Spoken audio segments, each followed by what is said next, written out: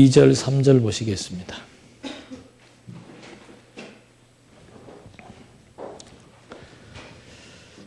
이 마지막 날들에 아들을 통하여 우리에게 말씀하셨으니 하나님께서 그 아들을 만물의 상속자로 세우시고 또 그분을 통하여 세상을 지으셨다. 오늘은 이제 기독론입니다.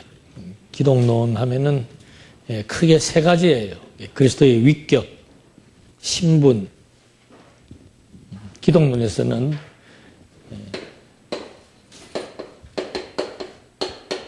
위격. 위격은 뭔가 하면은 위격에서 핵심은 예수가 신인가 인간인가 하는 문제예요. 그래서 이걸 갖다가 신성, 인성 그렇게 얘기를 합니다. 예수님께서 신성이 있고 인성이 있다. 이 두 개가 어떤 관계를 가지고 있는가. 이게 기독론에 있어서의 위격인데 이게 이제 신학에서는 난제입니다. 왜 난제인지는 이제 조금 더 설명을 하고 두 번째가 신분이에요.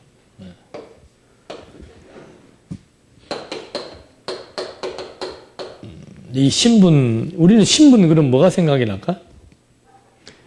여기서는 신분 그러면은 낮아지신 신분과 높아지신 신분. 그래서 이걸 갖다가 뭐 비하, 승귀 그래가지고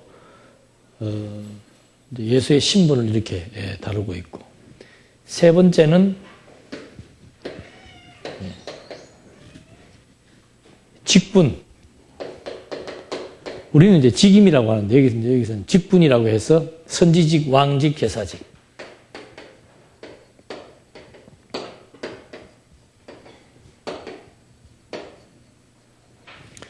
이것이 기독론에서 다루는 이제 큰 주제들입니다. 그래서 여기에서는 하여튼 뭐 이 부분만 정리가 되면은 기독론에 대해서는 뭐 크게 뭐 색다를 건 없는데 이제 우리 입장에서 다룬다면은 왜 신분을 얘기하는데 나는 그 높은 것만 얘기하냐 이런 질문을 할 수 있죠.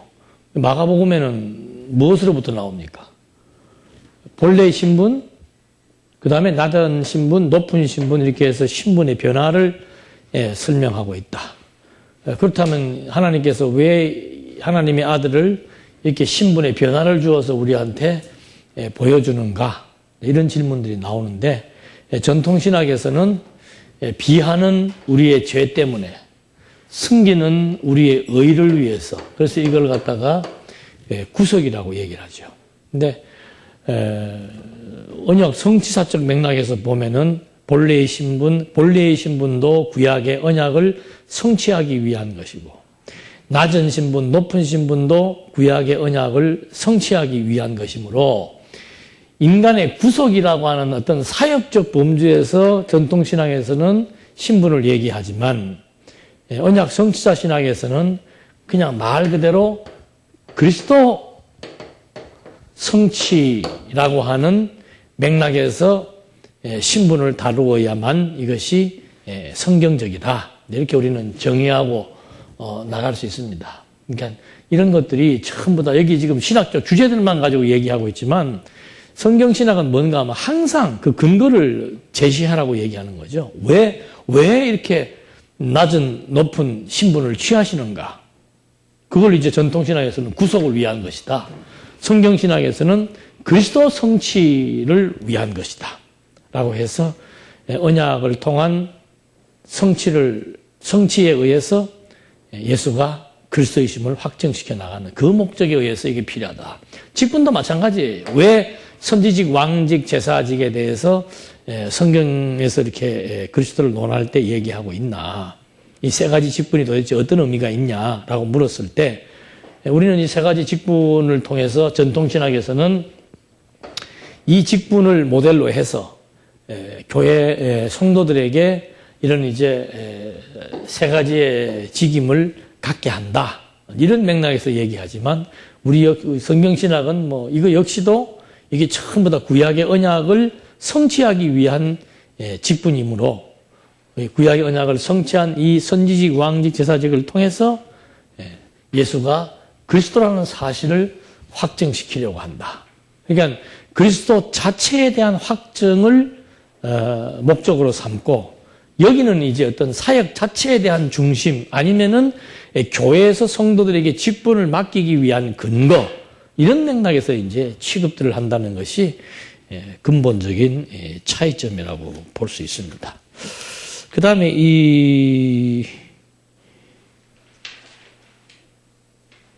우리 입장에서 여기서 지금 사복음서 중심으로 본다면 뭐가 하나 빠졌어요? 요거는 본성에 해당되는 겁니다. 요한복음의 태초에 말씀이 계신다. 이 말씀이 인간의 몸을 입고 어떻게 해요?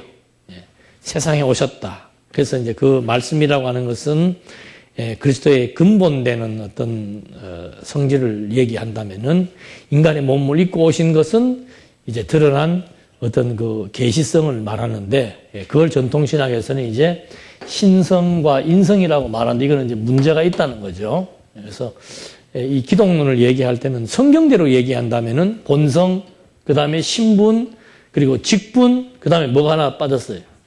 사역이 빠졌죠. 이거 이제 사역이라고 하는 것이 이제 결국은 어떻게 해서 예수가 그리스도인가? 사역의 주체, 언약대로 예수가 사역의 주체다. 언약대로 예수가 사역의 내용을 다 성취한다. 그다음에 뭐 사역의 방법. 그래서 아들 사역, 나라 사역, 대속 사역, 이렇게 이제 개론에 나와 있는데, 이런 것들이 다 종합적으로 다 설명이 됨으로써 예수가 그리스도이심을 우리에게 확증시켜준다. 그래서 우리는 기독론을 쓴다면은 그냥 성경대로 직임, 신분, 사역, 본성에 의한 그리스도 성취, 이런 이제 명제를 가지고 기독론을 써내려가면 훨씬 좋겠지요.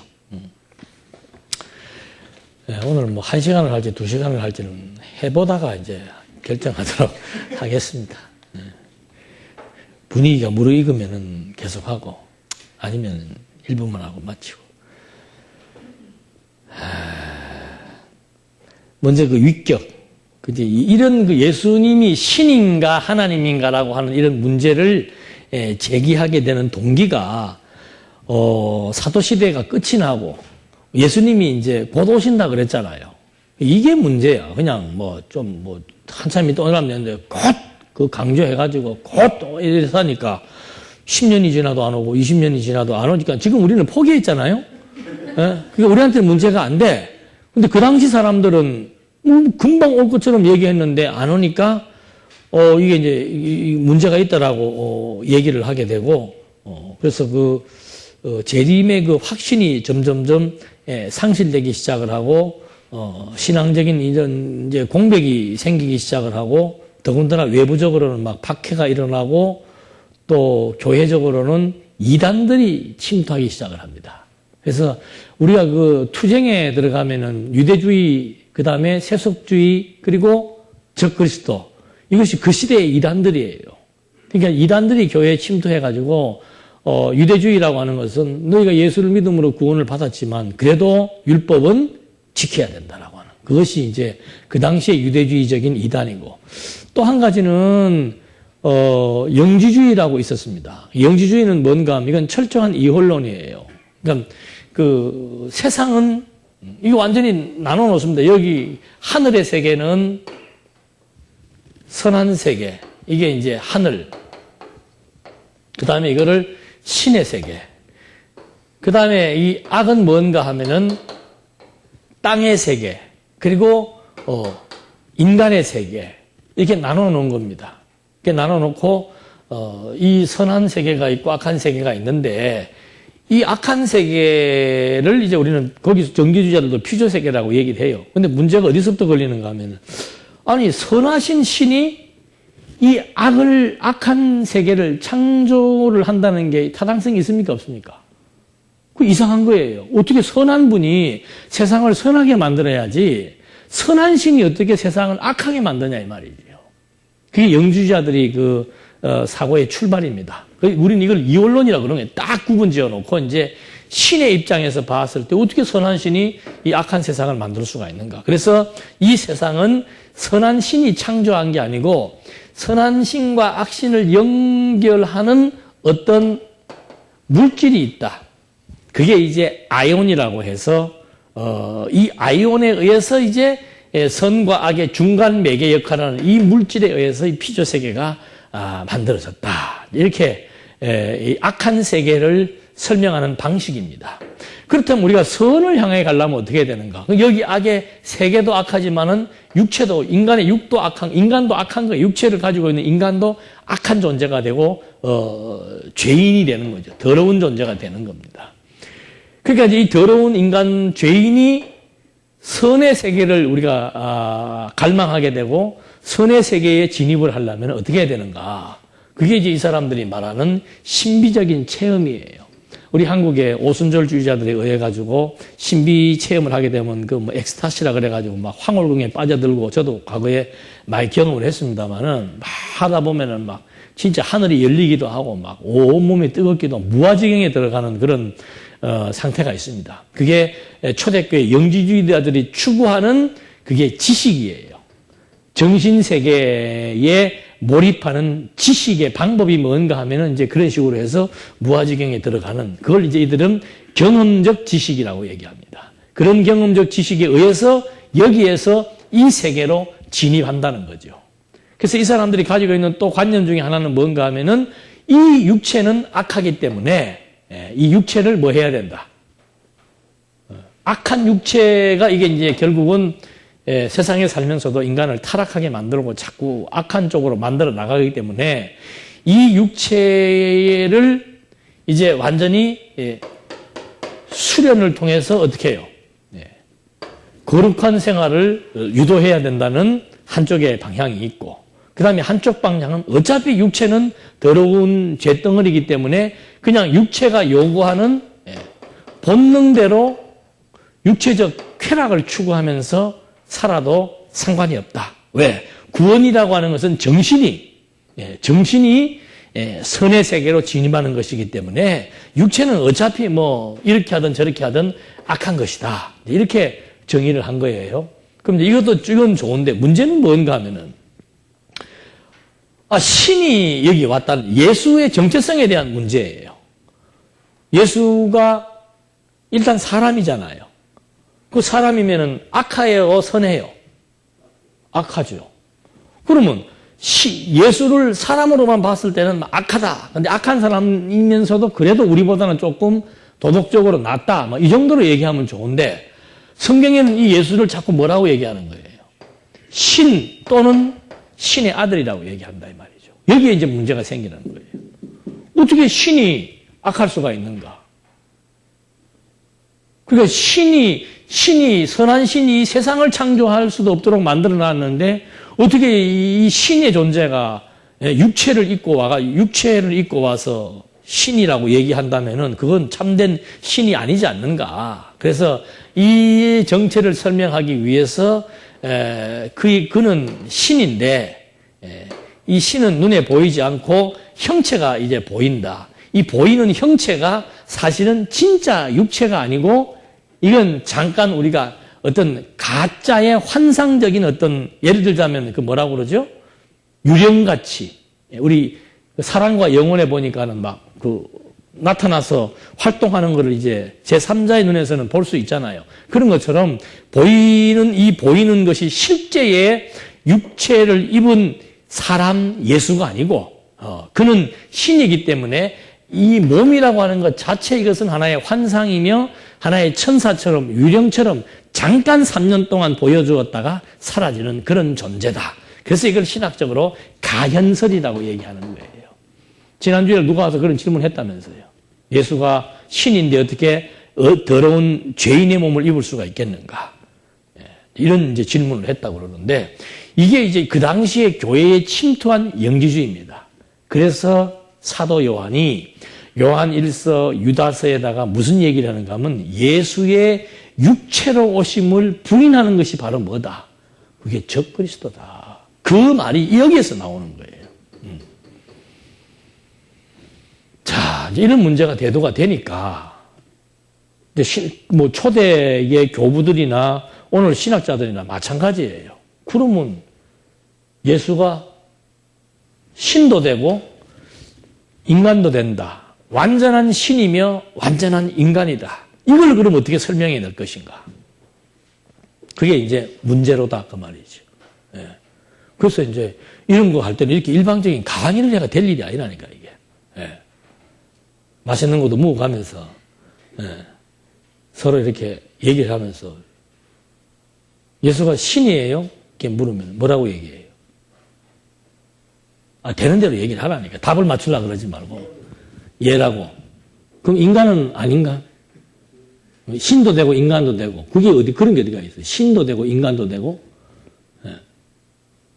신인 증거는 뭐고 인간인 증거는 뭐냐? 신이 인간이 될 수 있습니까?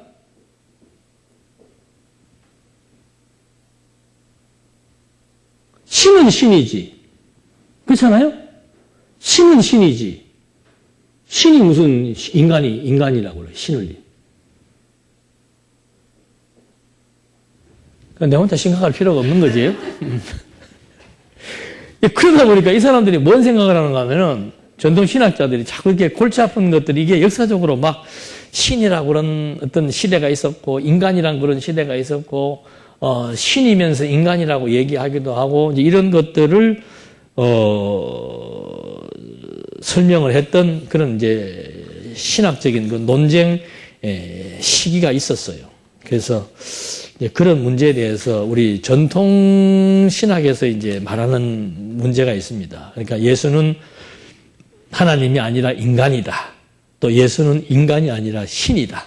인간이 아니라 신이다 하는 것은 이 가연설자들, 영주주의자들이 강하게 주장하는 것이고 자유주의 신학자들은 이제 예수는 노골적으로 얘기는 안 하지만 뭐 신 이런 쪽보다는 도덕적 예수, 모범적 예수, 가난한 사람과 함께한 예수 이런 식으로 이제 자꾸 인간적인 면을 강조를 하고 이제 전통 신학에서는 신이며 인간이다 이런 얘기를 하는데 이걸 이제 그림으로 그리면은 하나의 위, 그래서 이거는 위격이라고 얘기하는 거예요. 한 분이 있단 말이에요. 한 분이 있는데 한 분의 신이 있는데 그 안에 뭐가 있다는 거예요. 신의 속성도 있고 그다음 뭐예요? 인간의 속성도, 인성도 있다 이 말입니다. 근데 이것이 설명을 잘해야 돼. 요게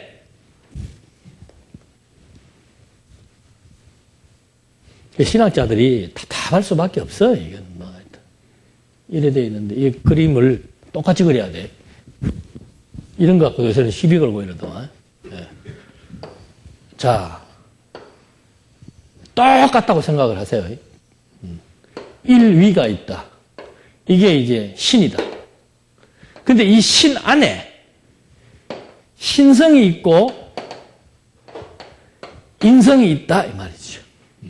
그래서 그는 참 신이며 참 하나님이다. 자, 여기에서 뭐가 문제가 될까요? 근데 이것이 요렇게 되는 걸 요걸 뭐라 그러죠? 무슨 집합? 교집합. 네. 교집합도 아니고 그 다음에 이렇게 따로 분리된 것도 아니고 붙어만 있는 거예요. 붙어만. 이렇게.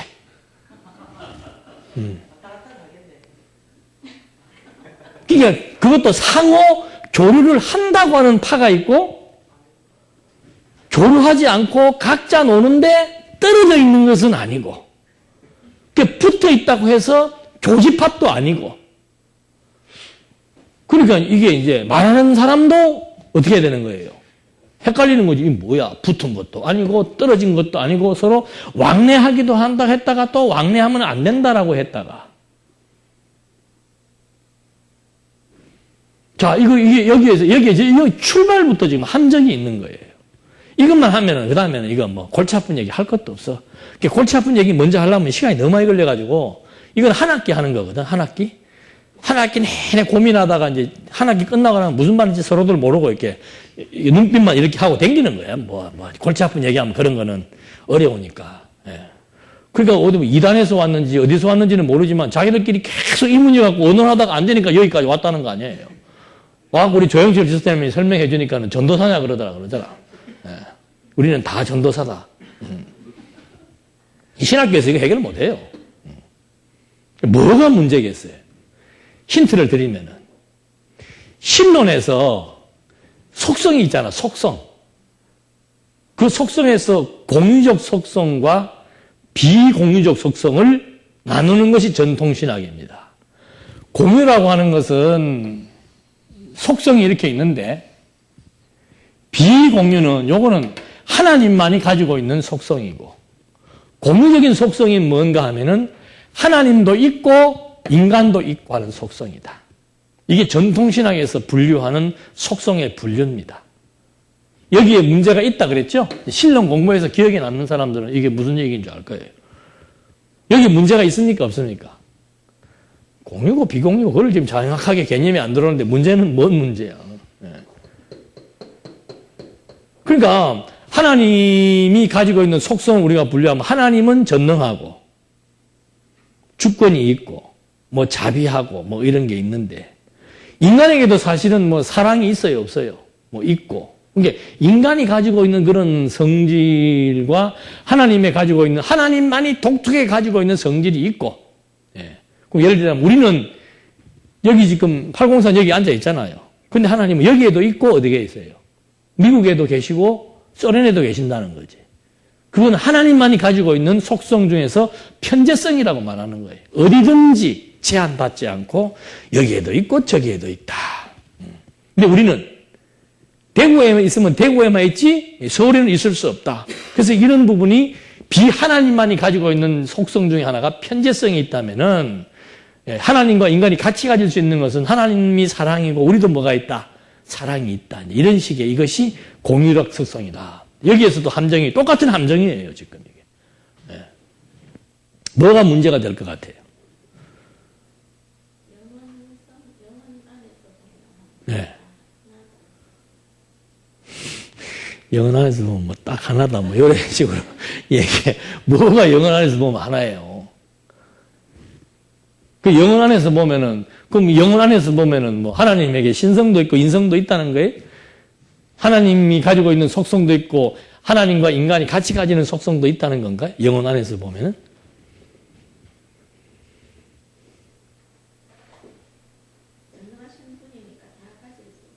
전능하신 분이니까.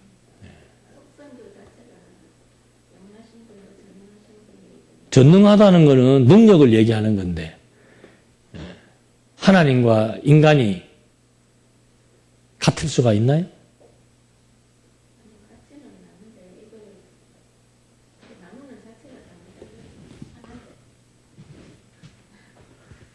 나 무슨 말인지 잘 못 알아듣겠는데. 그러니까 어렵게 생각하지 말고 지난주에 왔던 사람한테 대답한다 생각하고 한번 얘기를 하시라니까. 편안하게. 그 사람이 똑같은 거 물은 거예요, 지금 이거 물은 거예요. 어떻게 신이 인간의, 더러운 인간의 몸을 입을 수가 있겠는가. 그 다음 얘기는 안 했겠지, 뭐. 그래서 고로 예수는 그 몸의 형체가 완전한 인간이 아니고 인간인 어떤 모양이나 인간의 어떤 형상만 지니고 있었다. 뭐 이런 식으로 얘기를 한다는 거지. 그거는 성경적으로 보면 육체로 오심을 부인한 것은 적그리스도가 되니까 그렇게 얘기하면 안 된다는 건데 왜 그러면 예수께서 인간의 몸을 입어야 되는가 하는 문제를 이제 설명을 해줘야 되는 거예요. 신이 거룩한 신이 어떻게 인간의 몸을 더러운 죄인의 몸을 입을 수가 있겠는가 이 문제에 대한 대답도 해줘야 되고 그 다음에 뭐 어찌됐든 간에 그 한 신 안에 지금 양신이 있다는 거죠. 이걸 양성론이라 그러는 거예요. 양신, 양성, 인성도 있고 신성도 있다. 그래서 이런 거가 이제 이렇게 앉아서 막 자꾸 이렇게 해봐야 서로 피곤하고, 자꾸 여러분들이 문제를 만들어갖고 이게 막 고민을 해갖고 막 눈이 빨개가지고 있을 때 이제 얘기를 해야 되는데 눈이 하얗게 돼 있는 상태에서 이거 뭐 얘기해봐야 뭐, 그래도 이제 수업이니까 하긴 해야 되지 뭐. 문제는 근본부터 잘못된 거예요. 예. 그랬어요.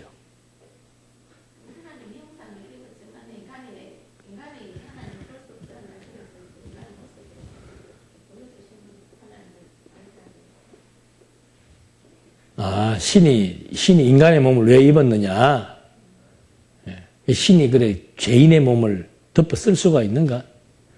그 얘기는 뭐 그렇게 대답했고 하셨고, 그래서 지금 이 문제를 얘기를 하면은 이게 지금 뭐가 함정인 것 같아요. 가만히 그림을 보면은.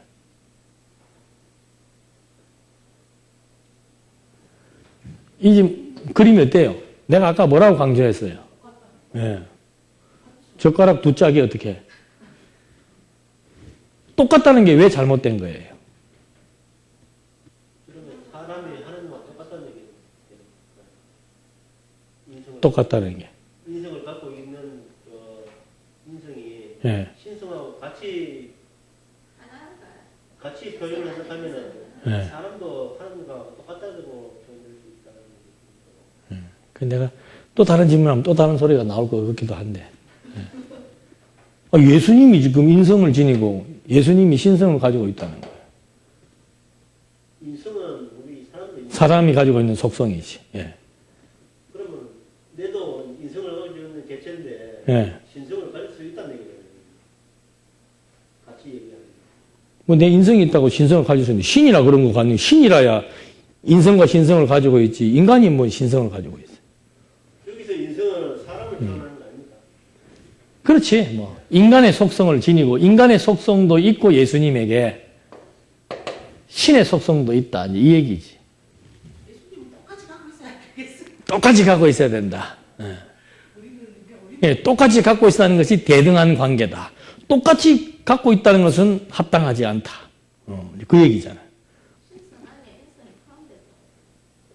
신성 안에 인성이 포함되어 있다. 예. 그럼 이제 신성 안에 뭐가 있다? 인성이 있다. 뭐 이런. 이게 지금 신학자들이 하는 얘기예요. 세 가지예요. 이거다 저거다 말씀 마시고. 예? 대등이냐 아니냐. 아니다. 인성 위에 신성이 있다. 그러니까 이거는 신성이 주가 되고 인성은 종이 된다. 뭐 이런 얘기. 근데 다 틀린 거예요. 왜 다 틀렸는가? 그림 자체가 지금 잘못된 거예요. 지금 우리는 우리 관념 속에 이제 예수님께서 인성도 있고 신성도 있다라고 얘기하니까 자꾸 신에게 뭘 자꾸 부과하려고 하는 거예요. 신에게. 그렇죠. 신에게 인간적인 걸 자꾸 지금 뭐 하는 거예요? 가미시키려고 하는 거지. 그게 가능합니까? 아니, 신은 영원자존한 절대 신에게 인성이라는 걸 여기다가 집어넣을 수 있냐, 이 말이에요. 그러면 하나님 형상대로 만들었어요. 예. 그럼 하나님이 형상대로 만들었다고 해서 그러면 인간이 하나님화 될 수 있나요? 아니, 똑같지는 않지만 예. 영적인 속성 부분은 조금은 갖고 있다는. 그런 기능적인 면하고 이 지금 근본 속성은 다르죠. 그러니까 이게 신론 얘기할 때 얘기했던 것처럼 하나님은 하나님으로서의 절대적인 형상이라고 하는 것도 그거예요. 하나님의 형상이라고 해서 인간에게 생기를 불어넣었다라고 해서 내가 가지고 있는 생명과 하나님의 생명이 어떻게 해요? 서로 유사하다? 여기는 유사하다는 얘기 아니에요. 네. 하나님의 형상대로 창조했으니까 내가 가지고 있는 형상과 하나님의 형상이 어떻다? 여기는 유사하다는 정도가 아니고 뭐하다? 대등하다. 이런 얘기가 되는 거지. 그래서 창조 얘기할 때도 그렇고 신론 얘기할 때도 그렇고 그 속성 얘기할 때도 그렇고 지금 그리스도의 양성을 얘기할 때도 그렇고 이건 신이 가지고 있는 이 속성과 인간이 가지고 있는 속성은 이건 근본 자체로 다른 거예요. 그래서 우리는 이걸 갖다가 절대성이라고 얘기하고 이거를 상대성이라고 얘기한다니까. 근본이 달라서 하나님은 하나님이고 인간은 인간인데 그걸 자꾸 예수님이 하나님이라고 얘기하니까 아, 저분은 신도 되고 인간도 되고 그분 안에는 신성이 50% 있고 인성이 50% 있다. 이렇게 보편적으로 생각하는 것이 대등관계라 이 말이지. 목사님 말씀은 창조주와 피조물은 다른데 네. 피조물에다가 창조주의 어떤 걸 판단하는 게 잘못됐고 이 두 개가 대등하다고 보는 게 잘못된 게 네. 그 신이라는 그 속성하고 인간이 가진 속성이 다 다른데 근본적으로 이게 결합될 수가 없다는 얘기지. 그 자체가 잘못된 그렇지, 그렇죠. 예.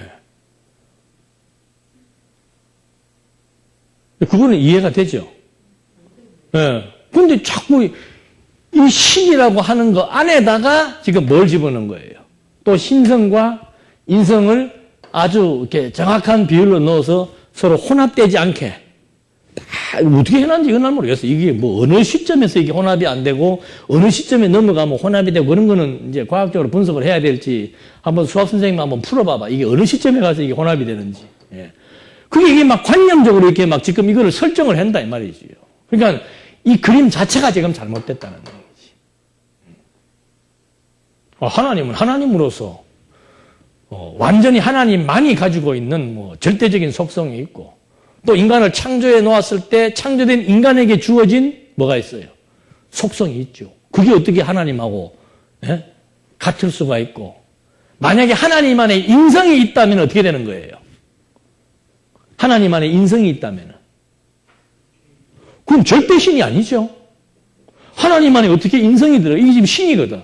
신 안에 어떻게 인성이 들어갈 수가 있어? 그건 말이 안 되는 소리지. 그래서 이제 아까도 우리 권사님 질문했지만 하나님의 형상이라든지 이 지금 신론에서도 이게 큰 문제가 된다 그랬잖아요. 하나님이 가지고 있는 속성도 있고 인간과 하나님이 같이 공유하는 속성도 있고 근데 그 자체가 성립이 인간과 하나님이라는 것 자체는 근본 자체가 이거는 완전히 다른 성질인데 그걸 자꾸 하나님이 창조했고 하나님의 형상 따라 창조했고 하다 보니까는 자꾸 그것이 이렇게 속성이 서로 혼합되는 것으로 생각을 한다는 거죠. 그래서 이런 그림이 아니고 또 이것도 이제 신과 인간을 봤을 때는 당연히 신에 의해서 인간이 종속되는데 이런 배경 속에서 이제 이 설명은 뭔가 하면은 이 안에 요 그림을 그리는 거죠. 신과 인간. 이 인간적인 인성은 신석에게 종속된다. 뭐 이런 식의 설명이 되는 거지. 그러니까 어차피 이거는 평등관계, 대등관계라는 얘기고 이거는 종속관계라고 하는 얘기고 그러나 이거 둘 다 잘못됐다는 것은 뭔가 하면은 신 안에 지금 이렇게 인성을 설명한다는 것 자체는 있을 수 없다는 거죠. 신은 신으로서 그러니까 요한복음에 나오잖아요. 그 신을 뭐라고 설명하는 거예요? 로고스잖아, 로고스. 근본을 말하는 거죠. 근본. 그래서 골로새서에서는 그는 본체는 하나님의 형상이다. 그 말은 예수는 뭐 근본 하나님의 형상이다. 근본 하나님이다 그 말이죠. 그의 본체는 하나님이라는 얘기죠. 그래서 우리가 만약에 그림을 그린다면은 이게 본체예요. 본체. 그럼 우리 눈에 보이는 인간의 몸을 입고 오신 예수는 뭔가? 계시체라 이 말입니다. 이거는 완전히 이제 계시체가 이 본체 안으로 들어가는 게 아니지요. 본체는 본체로서 완전히 이거는 절대적인 그리고 본질적인 근본적인 그런 개념으로서의 신관념을 설명하는 것이고 이 신을 지금 우리가 볼 수 없다는 거죠. 그래서 하나님께서 계시체로서 인간의 형상을 나타나는 형상화 시켜서 아들을 통해서 이제 이때는 계시해 준 거라 그 말입니다. 그래서 신에게 신성과 인성이 있다는 이런 말보다는 신이 성경대로예요. 신이 인간의 몸을 입고 오신 것이다. 그래서 이거를 굳이 말한다면 이 본체를 신성이라고 얘기하고 계시체를 인성이라고 얘기하는 거예요. 그래서 우리는 완전한 인간이라고 얘기하는 거라. 그리고 완전한 인간이니까 성정이 우리하고 같아야 틀려요. 같지요. 그래서 아브라함과 다윗의 혈통으로 오신 예수 그리스도의 세계라라고 얘기하는 거죠. 그런데 그의 본성을 설명할 때는 그가 하나님이라고 하는 사실을 설명할 때는 아무도 부활한 자가 없는데 부활을 통해서 자기가 무엇이라고 하나님이라고 우리에게 확증해 준 것이다. 이런 설명을 하는 거죠. 그래서 이 본체와 이제 이건 일반적인 데서는 막 신성과 인성으로 얘기하지만 성경적으로 얘기한다면은 본체와 계시체로 설명하는 것이 가장 타당한 얘기예요. 그래서 그 읽어드린 그 히브리서 말씀에서도 옛날에는 하나님께서 여러 부분과 모양으로 하나님을 알려주었다면 마지막 날에는 누구를 통해서? 아들을 통해서. 이 아들이 어떻게 오신 건가? 요한복음 1장 1절로 4절 말씀해 보니까는 말씀이 육신을 입고 오셨다는 거죠. 그래서 그에 대한 증거가 마태복음에서는 아브라함과 다윗의 혈통으로 오셨고 사람의 아들로 오셨고 뭐 이런 것들이 이제 쭉 설명이 돼 나가는 겁니다. 그래서 이 양성에 대한 문제는 이렇게 해결할 수 있고 이제 또 일반적으로 또 그 질문하는 게 뭔가 하면 신이 어떻게 인간의 몸을 입을 수가 있는가? 죄인의 몸을 입을 수가 있는가? 그러니까 여기도 마찬가지예요. 신이 악한 세계를 창조할 수 있는가라는 질문을 던졌죠. 있습니까? 없습니까? 왜요? 그거는 조금 정답에서 조금 이탈된 얘기고. 선하신 하나님이 어떻게 악한 세계를 창조할 수 있는가? 그렇죠. 그게 정확한 대답이죠. 이원론자들은 선과 악을 분류해놓고 신은 선이고 인간은 악이라고 말했지만은 성경은 하나님의 선과 악이라고 하는 것은 하나님에게 주어진 절대 이성이에요. 하나님의 좋아하심, 싫어하심이란 말입니다. 그러니까 좋아하시는 것, 싫어하시는 것이 있는 거예요.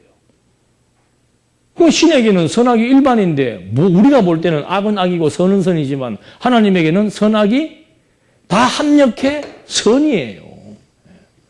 그러니까 선하신 하나님께서 악한 육체의 옷을 입는다는 것도 하나님에게는 그것이 전혀 장애가 될 수 없는 것이죠. 그런 맥락에서 어떻게 선한 하나님이 악한 세계를 창조하나? 어떻게 선한 신이 인간의 몸을 입을 수가 있나? 우리 입장에서는 죄의 몸은 나쁜 것이고 의의 몸은 좋은 것이지만 하나님께서는 죄도 좋고 의도 좋은 거죠. 악도 좋고 선도 좋고. 선은 좋아하시는 것 좋아하시니까 좋고 악은 싫어하시는 것 싫어하시니까 좋고. 그런 맥락 속에서 하나님은 선악이 일반이다 하는 이제 그런 관점에서 이 질문들을 정리해 볼 수 있습니다. 그래서 이게 지금 뭐 짧게 얘기를 했는데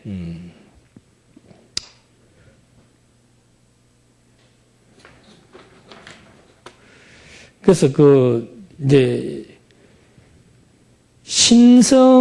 신에게 이런 그림에서 하는 얘기입니다. 신에게 뭐가 있어요?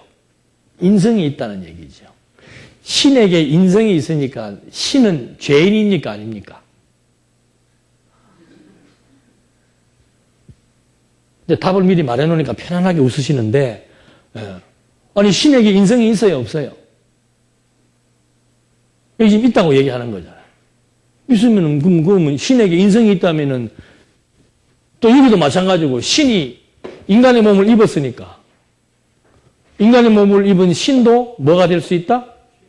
죄인이 될 수 있다는 거죠. 그런 질문이 그래서 나오는 거예요. 근데 그 질문은 말이 됩니다만 답은 어떻게 해야 돼요? 아니 그렇게 얘기하면 안 되지. 그런 식으로 하면 우리가 대화를 못하죠. 뭐 마음에 안 들면 질문 같지 않은 질문이라서 대답할 필요가 없습니다. 이런 것에 대한 얘기가 율법과 죄 그리고 은혜에 나오죠. 그럴 때 이제 책들을 또 자세히 찾아봐야 돼, 직접. 내가 뭐라고 질문했지, 지금? 신이 죄인이냐? 인간의 몸을 입었으니까 신이 죄인이냐? 그것도 이 부분만 정확하게 이해하면, 신이 어떤 분이신 것만 정확하게 이해하면 돼요. 인간의 몸을 입었다는 것은 계시적 계시적 방편인데 계시하기 위한 수단으로서 인간의 몸을 입은 거지. 그의 본체, 본질이 바뀝니까? 안 바뀝니까? 바뀔 수가 없죠. 근데 이걸 갖다가 이걸 신이라고 가정해 놓고서는 동등 비율에 의해서 신과 인간이 대등한데 서로 혼합되지 않고 떨어져 있지 않고 다 잘 붙어 있다. 이렇게 설명해 놓고 하니까 그러면은 이 신이 인간의 몸을 갖고 있으니까는 이 신도 결국은 죄인이네? 인성이 죄인 아니에요. 그래서 그걸 피하기 위해서 아니다. 죄인이 아니다. 성령으로 잉태됐기 때문에 죄가 없다. 자, 그러면은 성령으로 잉태됐기 때문에 이 인성이 죄가 없다면 예수는 죄인이에요, 아니에요?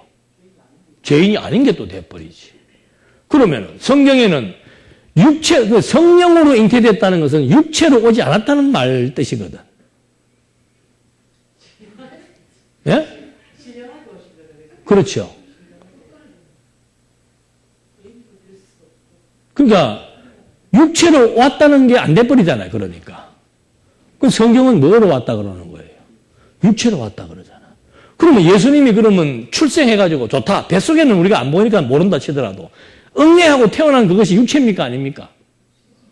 육체인데 성령으로 잉태됐기 때문에 그 어린아이가 죄가 있습니까? 없습니까? 이게 나오는 거라니까. 그리고 성령으로 잉태된 처녀 마리아의 태도 죄가 있다 없다. 둘 중에 하나라도 죄가 있으면 어떻게 돼? 아기가 신이 죄인이 돼버리니까 이게 지금 신을 죄인으로 죄인이 아니라는 걸 방어하기 위해서 성령으로 잉태됐고 처녀의 몸에서 잉태됐기 때문에 죄가 있다 없다. 출발은 죄가 없다라고 얘기를 하는 거죠. 그러면 잉태되는 순간은 그러면 육체가 아니고 그럼 어느 시점부터 육체가 되는 것이고 어느 시점부터 죄인이 되는 거냐. 이 질문이 나오는 거지. 머리 아파요? 네.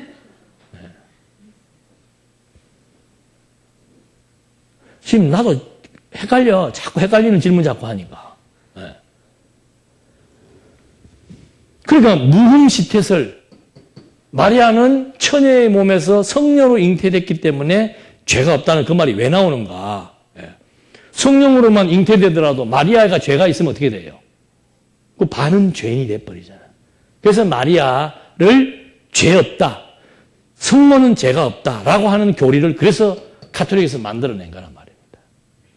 그거 안 만들려면은 그러면은 신에게 인성이 있으니까 인성은 육체란 말입니다. 육체의 속성, 죄의 속성이 있으니까 신도 곧 뭐가 된다? 죄인이 된다. 이렇게 돼버리는 거지.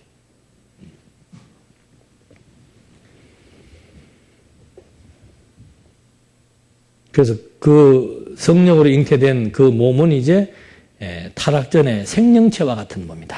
이렇게 또 설명을 합니다. 결국은 그렇게 된다면은 죄 없는 몸이 아닌가라고 하는 이제 문제를 던지게 되죠. 근데 분명히 성경은 죄 있는 모양으로 오셨다고 얘기를 했거든. 그래서 지난번에 그 기독론에 대한 문제가 제기되었을 때 통합 측에서 하는 얘기도 무슨 얘기인가 하면은 그러니까 이제 학자들은 뭐라고 얘기하는? 그럼 예수가 언제부터 죄인이냐? 성령으로 잉태됐기 때문에 그 성령으로 잉태된 약발이 언제까지 죄 없는 사람이 된 거예요? 전통 신학에서는 성령으로 잉태해가지고 성령으로 잉태해가지고 십자가에서 예수님께서 뭘 지는 거예요? 죄의 짐을 지잖아. 십자가의 제물로 돌아가시는 게 바로 뭐가 되는 거예요? 죄인이 된 거죠. 그러니까 출생에서부터 33년 동안은 뭐예요? 죄인이 아닌 거라. 왜? 성령으로 처녀의 몸에서 잉태되었기 때문에 죄인이 아닌 게 돼버리죠. 그럼 이 기간 동안은 죄인이 아니니까 뭐가 아니라는 얘기예요. 육체로 오신 것이 아닌 게 돼버리는 거죠. 그럼 언제부터 육체가 됐는가? 이때부터 육체가 됐다. 그래서 이제 그때 원어를 찾고 성경 구절을 찾고 해가지고 이제 반박문을 만든 거 아니에요. 그래서 그때 우리가 질문했던 것이 뭔가 하면은 예수가 육체의 모양으로 오셨다는 그 시점이 만약에 이 시점이라면은 그러면 이 잉태되는 순간부터 요 기간까지는 그러면 예수는 육체로 오지 않았는가? 육을 입었다면은 육의 몸은 곧 타락한 죄인을 의미하는 건데 그럼 그때 육의 몸을 안 입었으면 그게 환상이냐? 유령이냐? 뭐를 말하는 거냐? 그래서 몇 가지 질문을 하니까 이제 답변을 요구한다고 보냈는데 답변은 요구하지 않은 거죠. 답변을 제시하지 않은 거죠. 도대체 이렇게 말한 사람들이 누구냐? 그걸 이제 알고 싶겠지. 그래서 이 부분들이 이게 지금 처음 단추를 잘못 깨기 시작을 하면은 완전히 여러 가지 복잡한 문제가 생기는 거죠. 말 되잖아요. 이 안에 인성이 들어와 있으니까. 육체를 입었다는 것은 죄인이니까. 그럼 이 죄가 여기에도 포함됩니까? 안 됩니까? 포함되어 있잖아. 이걸 무슨 집합이라고 그러지? 오늘 왜 이렇게 자꾸 수학적 용어가 생각이 날까? 수학도 못하면서. 합집합이 되는 거예요. 참 그게 문제가 되는 거지. 그래 또 신을 보고 죄인이라고 할 수도 없고. 여기는 죄 있는 모양이 아니고 그냥 죄인이 합집합으로 죄인이 돼버리는 거라니까. 이렇게 돼버리면.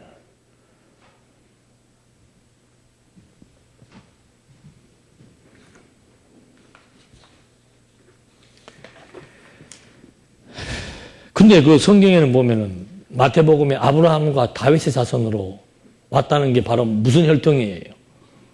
육의 혈통 아니에요, 육의 혈통. 육신으로는 어디에서 났다? 다윗의 혈통으로 나셨고. 그러니까 예수가 육신으로 나셨다는 얘기를 하는 것이지. 육신으로 나신 것을 얘기한 것이지. 33살의 십자가에 매일 때가 육신의 모양을 갖췄다고 얘기하는 것은 성경에 아무 데도 없는 거죠.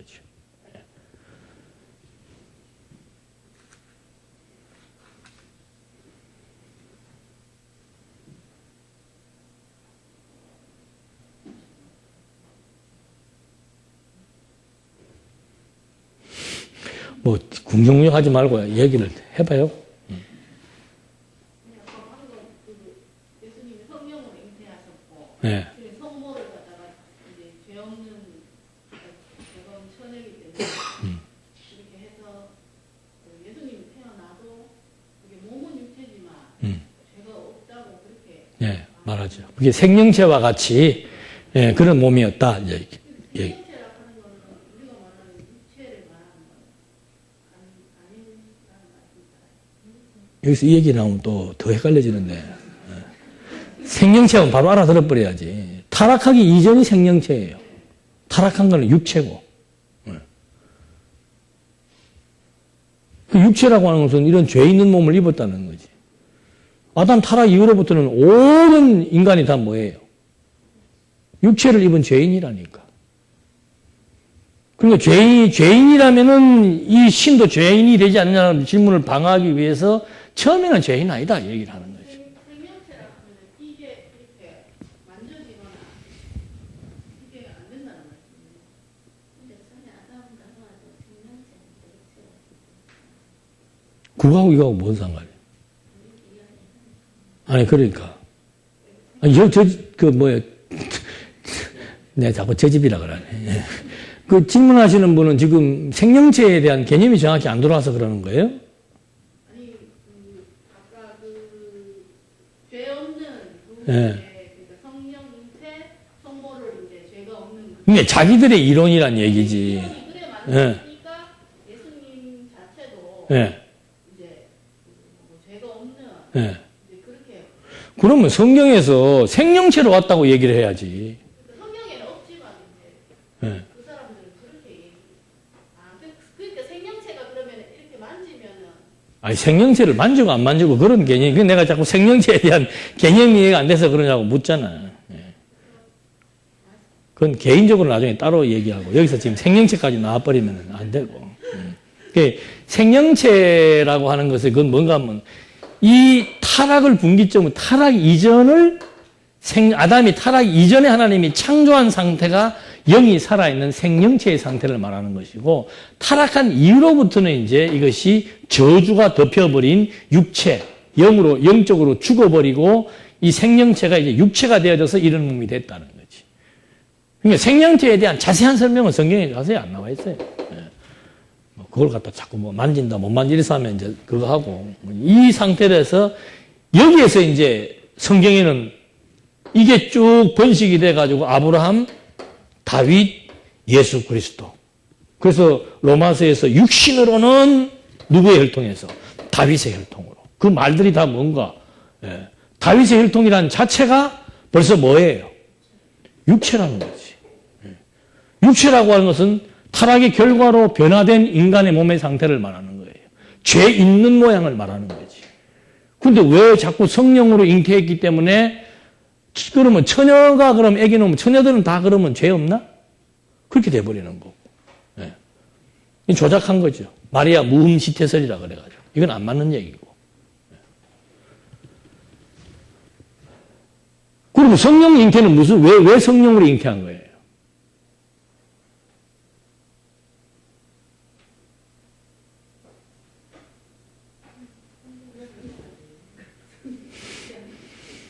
확실하게 얘기하지. 안 돼 있는가? 이래서 물으면 내가 뭐라고 얘기를 하겠어. 아니, 뭐 구절을 못 찾아도 돼. 그게 도대체 왜 그게, 하나님께서 왜 그러면 성령으로 잉태하게 했냐? 성령 잉태는 맞잖아요. 성령 잉태가 죄 없는 몸으로 보내기 위해서 산 성령 잉태냐?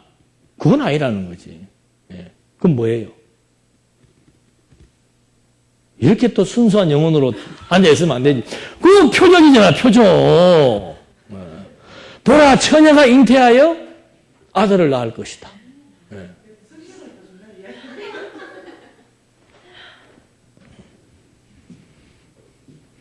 그래서 이런 사상이 있는 거예요. 이런 사상이. 어쨌든지 간에 신에게는 뭘 입혀서는 안 된다. 죄인이라고 하는 것을 함부로 써서는 안 된다. 예수님이 죄가 있나 없나? 예수님이 죄가 있어요 없어요?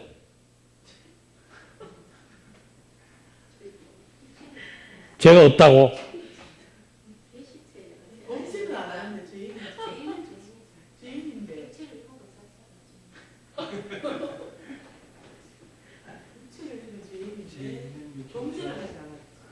범죄하지 않은 거나 뭐 육체를 입은 거나 다 똑같은 죄인이지 뭐 범죄라고 하는 것은 드러난 거지 뭐 근본으로는 죄인이란 소리지. 예? 예수님이 죄인이에요? 예수님이 어떻게 신인데 죄인이야? 육체를 입었으니까 예수님에게 죄가 있다는 건가? 무슨 죄가 있어요, 예수님한테?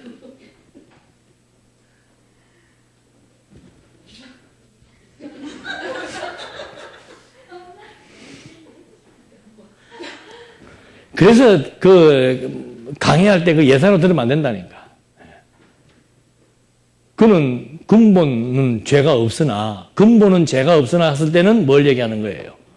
본체, 본성을 얘기하는 거고. 죄 있는 모양으로 왔다는 것은 자기가 죄인이라서 죄 있는 몸으로 온 게 아니고 뭐예요? 계시를 위해서 죄 있는 육의 모양을 입은 것이다. 그러므로 예수에게도 뭐가 있다? 죄가 있고 죄의 속성도 그대로 가지고 있는 거죠. 그럼 예수가 죄를 지었는가? 안 지었는가? 죄인이면 죄 지어야 안 지어요? 예. 예수가 죄 지었어요? 안 지었어요? 왜? 신이라서? 네? 뭘 이뤘기 때문에?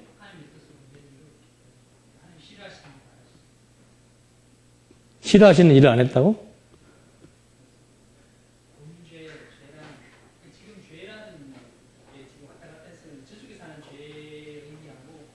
아이고, 뭐, 이쪽이나 저쪽이나 예수님이 그래, 죄를 지었냐? 뭐, 범죄를 했냐? 죄인이라면 당연히 뭐, 그럼 예수님이 마음속으로 사람을 미워했어요, 안 했어요? 미워했어? 예.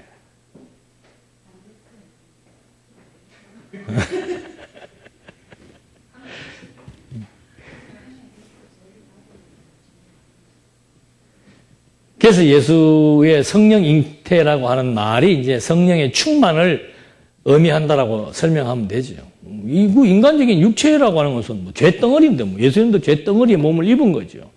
근데 그것이 이제 성령이 충만하니까 그런 것들을 이제 실행에 옮기지 않는, 나아가서는 뭐 그런 마음도 들지 않도록까지 이렇게 성장시켜 나가는 그런 과정들이 필요한 거죠. 이게 처음부터 완전한 성령 충만이 이게 점진적으로, 그러니까 이것도 또 두 가지 견해가 있어. 그러면 뭐 뱃속에서 잉태될 때부터 완전한 성화된 인간인가?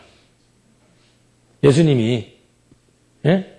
우리 아까 뜻대로 했기 때문에 죄 안 졌다는 사람에게 내가 묻습니다. 예. 예수님이 완전히 성화된 분이에요?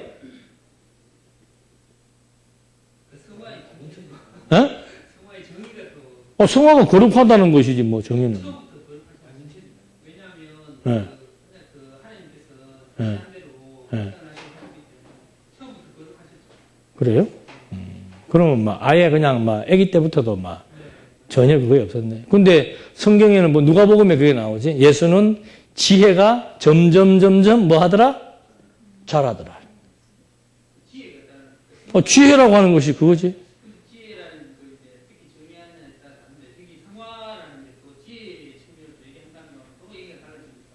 그러니까 정의를 어떻게 내느냐에 따라서 아니 성화는 거룩하게 변화되어 나가는 것이고 일반적으로 우리는 점진적인 성화를 얘기하는데 예수님은 점진적으로 성화했냐 아니면 그냥 아예 잉태되는 순간에 완전한 성화의 몸을 가지고 나왔느냐.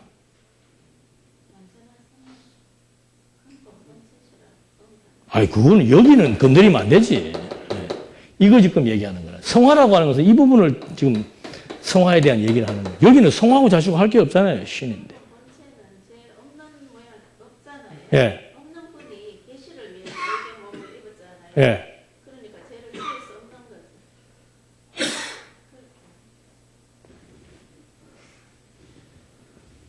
이 성화 문제를 이제 뭐 완전한 성화로 볼 것인가, 점진적인 과정으로 볼 것인가 하는 이제 그것도 신학적인 질문이 남는데 누가복음에 보면 이제 점진적인 것이라는 뉘앙스가 나오지요. 자란다는 것이 지혜가 자란다는 거. 지혜가 하나님을 아는 근본된 지식이 지혜인데 그 지식에 의해서 우리가 성화되는 거 아니에요.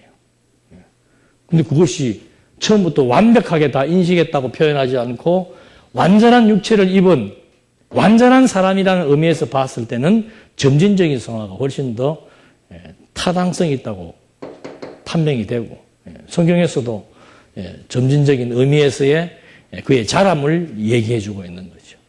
지혜가 자란다는 그런 것들이 이제 그런 맥락에서 이해할 수 있는데 하여튼 이게 지금 뭐 내가 간단하게 얘기는 해드렸습니다만 이게 하여튼 이렇게 쉬운 입장은 아니에요. 계속해서 꼬리를 물고 여러 가지 많은 이제 질문들이 나오는데 내가 이거를 뭐 하나부터 열까지 다 질문을 다 할 수는 없고 하여튼 뭐 신학자들이 던지는 기본적인 질문들 그건 이제 이렇게 한 3가지로 정확하게 규정이 될 수 있죠. 이렇게 해서 그리스도의 정체성에 대한 설명을 이제 확인을 해봤습니다. 그 다음에 나오는 것이 이제 그리스도의 명칭과 성질입니다. 명칭과 성질. 이름이 많다는 거죠. 예수 하나만 부르든지 하면 되는데 예수, 그리스도, 인자, 하나님의 아들, 주, 임마누엘. 이름 다 외우기도 골치 아파. 근데 이것이 언약 성취사적 맥락에서 봤을 때는 다 이름들이 의미가 있다는 거죠. 예수라고 하는 말은 한글로 풀면은 여호와는 구원자라는 뜻이에요. 그래서 이 예수라고 하는 말은 구원사역과 밀접한 관계를 가지고 있다. 그 구원사역은 뭐 누가복음에서 보면 제일 마지막에 사역에 의한 성취의 마지막 부분이 대속사역에 의한 성취잖아요. 대속이란 말이 죄를 대신 속해서 우리를 구속한다는 것과 맥락을 같이 하는 얘기인데 그런 것처럼 구원사역과 밀접한 관계를 가지고 있는 것이 예수라는 뜻이고 그 다음에 그리스도는 이건 이제 완전히 직임과 관련이 있는 거죠. 선지직, 왕직, 제사직, 기름 부음을 받은 자이기 때문에 기름 부음을 받은 직임과 직결된, 그래서 직임을 수행하는 사역과 밀접한 관계가 있다. 인자라고 하는 것은 그냥 이거예요, 인자. 이제 보편적인 명칭이라고 볼 수 있습니다. 일상적인 이름이에요. 그러니까 누가복음에 특히 인자라는 말이 많이 나옵니다. 누가복음은 이방인들에게 지금 예수가 그리스도라는 설명을 하는 부분이기 때문에 뭐 인자가 어떻고 인자 그런 말들을 많이 쓰는데 인자라고 하는 것은 육신으로는 다윗의 혈통이라고 하는 어떤 일반적인 이름의 의미를 갖고 육신적인 데다가 초점을 맞춰서 많이 쓰지요. 그 다음에 하나님의 아들, 하나님의 아들이라고 하는 것은 요한복음에서 제일 리얼하게 설명되고 있지요. 내가 아버지께로부터 오신 예수, 아버지께로 가시는 예수 해서 아버지와 아들의 관계를 아주 잘 설명하고 있고, 또 그리스도에 대한 요건에 있어서 필요 요건이 바로 뭔가 하면 하나님의 아들이어야 돼요.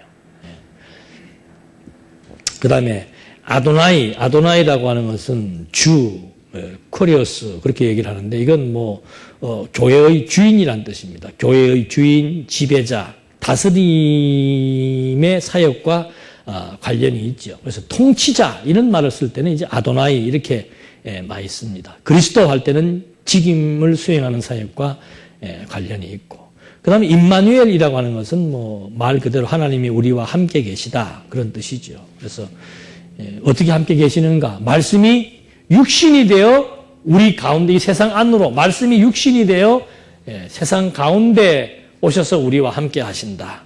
그 다음에 성령을 통해서 함께 하신다. 이렇게 설명하는 그것이 임마누엘이다. 함께 하시는 것도 그냥 함께 하는 것이 아니고, 이게 전부 함께 한다는 것도 언제부터 함께 했어요? 창세전부터 이거예요. 창세전부터. 그리스도와 교회가 한 몸이었다는 거. 그래서 아담과 하와도 한 몸으로 만들어 놓고, 그 다음에 그대로 신약에 와서 그리스도의 몸으로서 지체로서 한 몸이라는 걸 가르쳐 주시면서 함께 한다는 것을 설명해 주고 있고, 이렇게 해서 그리스도의 명칭을 확인해 봤고, 그리스도의 신성에 대한 성경적인 증명, 인성에 대한 성경적인 증명 이렇게 나오는데, 이건 신성, 예수의 신성, 그건 성경 구절로 보면 그는 본체, 하나님 이런 거 그는 근본은 하나님의 본체시나 이런 얘기들이 이제 쉽게 얘기하면은 예수는 신이다, 하나님이다는 말이 이제 그렇게 설명될 수 있고, 요한복음에는 로고스로 설명하면서 태초에 말씀이 계시는데 그가 곧 누구이다, 하나님이다 그렇게 얘기해버리잖아요. 그렇게 해서 여기에서 말하는 신성이 이런 개념에서의 신성, 인성보다는 그냥 본질적인 개념으로서의 신성을 이해하면 되겠습니다. 그다음에 인성이라고 하는 것은 종의 형체를 가지고, 아까도 말씀드린 대로 아브라함과 다윗의 자손으로 오셨고, 다윗의 혈통으로는 이런 식의 얘기들이 이제 전부 다 설명이 되고, 아까도 잠깐 언급됐습니다만 문제되는 것이 그리스도의 무죄한 인성. 예수님은 육을 입었지만은 죄가 있다 없다? 죄가 없다. 어떻게 육을 입었는데 죄가 없어? 그게 이제 신학적으로 크게 이게 이제 문제가 된다고 얘기했죠. 전통 신학에서는 육을 입었지만 죄가 없다 이렇게 주장을 하는 거고, 신이 어떻게 죄가 있느냐 이렇게 나오는 것이고, 신이야 죄가 없죠. 근데 육 있는 모양으로 오셨다는 것 자체가, 육 자체가 타락한 죄인의 몸을 의미하는 건데, 그걸 갖다가 죄 없다 하면 안 된다는 거지. 그러니까 이 사람들이 죄 없다고 말하고 싶은 것은 자꾸 신성과 인성의 관점에서 설명을 하니까 자꾸 이게 신이 자꾸 죄가 있다면 안 된다. 그래서 이걸 갖다가 교집합이라고 얘기하지 않고 어떻게 해요? 떨어져 있지도 않지만은 이렇게 혼합되지도 않고 살짝만 붙어 있다. 그래서 여기는 죄인이지만 여기는 뭐다? 죄가 없다. 그 말을 하고 싶은 거예요. 근데 이 그림 자체가 잘못됐으니까 그 설명도 안 맞지. 그게 근본이야. 죄라고 하는 것 자체는 당신이 죄를 지정해 주시는 신인데 당신에게 죄가 있어. 그러나 이 계시체라고 하는 이거 자체는 육 있는 모양으로 오셨기 때문에 그건 당연히 죄의 몸이지요. 근본은 죄가 없지만 육 있는 몸이라고 하는 것 자체가 죄의 덩어리, 죄의 몸이라는 거죠.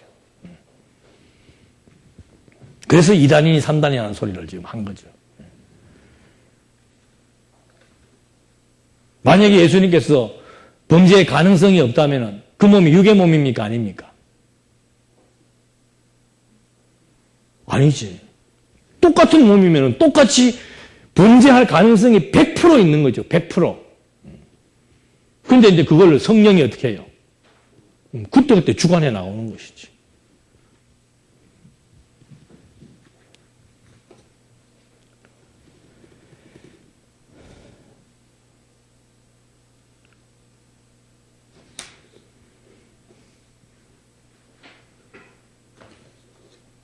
그 다음에 그리스도의 신분. 신분도 아까 얘기했어. 이거 뭐 1시간만 해도 되겠네. 신분도 아까도 말한 대로 이 신분을 왜 꼭 그렇게 비하와 낮음과 높음만 얘기하냐 이 말이죠. 그 낮음이라는 것은 비하라고 하는 것은 죄인의 몸이 되었다는 것이고 이것이 이제 십자가에서 죽기까지가 죄인의 몸이라는 것이고 다시 부활 승천 하나님의 보좌 우편에 앉는 이것이 이제 높아지신 신분이라고 하는 것이고 이거는 변화 자체만 지금 설명하는 것이지 예수님의 본질적인 신분은 뭐예요? 본질적인 신분은 그건 하나님의 아들이에요. 영광의 신분이에요. 영광의 이 신분을 얘기하려면 근본으로부터 다 설명을 해줘야지 왜 사역적인 면만 설명한다는 것은 문제가 있다는 거죠. 신분 얘기할 때는 여기에서 신성과 인성을 얘기한 것처럼 신성과 인성을 얘기하는 것처럼 신분을 얘기할 때도 근본적인 신분과 계시적인 신분을 다 설명을 해줘야 되는 것이지. 그런 부분들이 이제 신분에 대해서는 문제가 됩니다.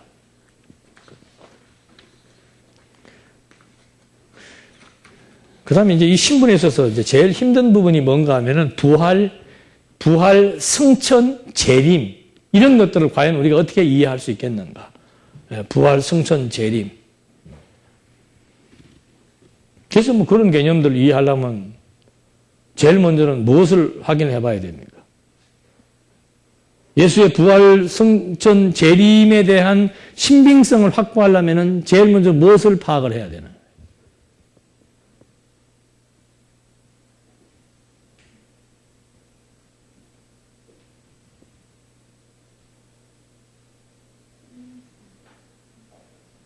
그러니까 그 신빙성을 확인하려면 제일 먼저 뭐를 파악을 해야 돼요? 네. 그러니까 성경의 신빙성 확보지 그게. 네. 성경이 진짜 이게 하나님의 말씀인지에 대한 확보가 안 되면은 그 다음에 이거 설명할 길이 없는 거예요. 과학적으로도 지금 다 이거를 설명할 수 없기 때문에. 제일 중요한 거는 성경에 나와 있는 사건이니까 성경 자체가 진리인 것을 확보해야 되는 것이고. 그 다음에 두 번째는 개념상 영혼에 대한 개념을 우리가 이해하게 되면은 뭐 부활, 승천 이런 것들이 전부 다 이 승천이라고 하는 것도 예수님이 오시는 것도 마찬가지죠. 아버지께로부터 뭐 한 거예요? 왔다가 아버지께로 간다는 것은 이미 이게 무슨 개념이에요? 공간적인 개념이야. 공간적인 개념. 왔다가 갔다가. 죄인도 역시 뭐 하는 거예요? 다시 어떤 시간이 지나면은 다시 오신다. 이런 개념들인데, 이 개념이 이제 시간적으로만 해석하려고 그러니까는 안 들어오고, 공간적으로 해석하려고 그러니까는 이해가 안 된다는 얘기예요. 그래서 이 영원한 개념을 배경으로 해서, 여기에 대한 언어 개념으로 이해를 하려고 그러니까는 예를 들어 충만이라고 하는 것은 여기 꽉 차 있는 거잖아요. 꽉 차 있다는 것은 여기저기라고 하는 공간 개념에 예속되지 않는다는 말이에요. 근데 뭘 여기로부터 있다가 여기로 왔다가 다시 간다 이거 자체는 벌써 충만이라고 하는 것 자체를 이해하지 못한 결과로서 영혼 개념을 설명하다 보니까 이 시간 기간도 마찬가지지. 예수님이 곧 온다 그랬는데 2000년이 지나도 안 온다.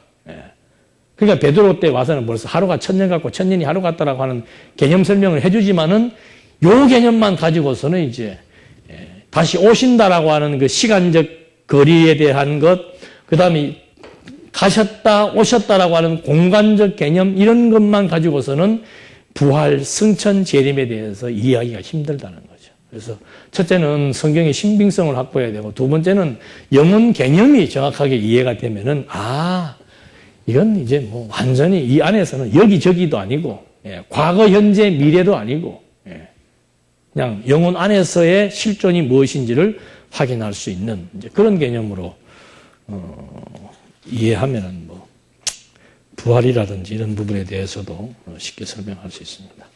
그 다음에 이제 그 직임, 이 직임에 대해서는 뭐 별다르게 크게 그거 한 건 없어요. 뭐 다 없는데 이제 그 전통 신학에서는 이 직임을 그냥 사역 자체에 대한 것으로 자꾸 설명하는 것에 그쳐버립니다. 뭐 선지자직은 이런 거고, 제사장직은 이런 거고, 왕직은 이런 것이다.